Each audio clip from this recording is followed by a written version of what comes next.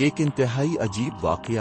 حضرت عروہ بن زبر، جو حضرت اسما بنت ابی بکر کے صاحبزادے اور حضرت عائشہ کے بھانجے تھے، ان کا ایک حیرت انگیز واقعہ کتب میں ملتا ہے۔ حضرت عمر بن عبدالعزیز فرماتے ہیں کہ خلیفہ بننے سے پہلے ایک رات میں اپنی چھت پر سو رہا تھا کہ اچانک راستے سے عجیب آوازیں سنائی دیں۔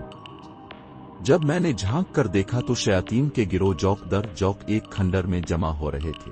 پھر اچانک ابلیس آیا اور زور سے چیخ کر بولا، کون میرے پاس عروہ بن زبیر کو لائے گا؟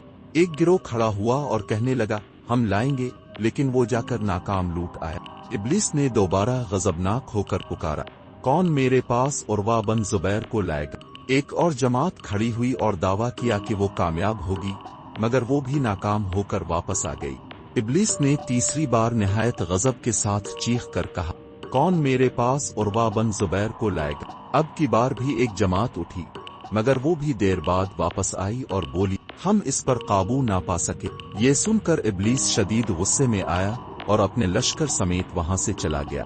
جب حضرت عمر بن عبدالعزیز نے یہ منظر دیکھا تو وہ حضرت عروہ بن زبر کے پاس پہنچے اور پورا واقعہ سنایا۔ حضرت عروہ مسکرائے اور کہا، میرے والد حضرت زبیر بن العوام نے مجھ سے بیان کیا کہ میں نے اللہ کے نبی سے سنا کہ جو شخص صبح اور شام یہ دعا پڑھے، اللہ اسے شیطان اور اس کے لشکر سے محفوظ رکھے گا۔ وہ دعا یہ ہے، ترجمہ، اللہ کے نام سے جو شان والا، بڑی دلیل والا، زبردست سلطنت والا ہے۔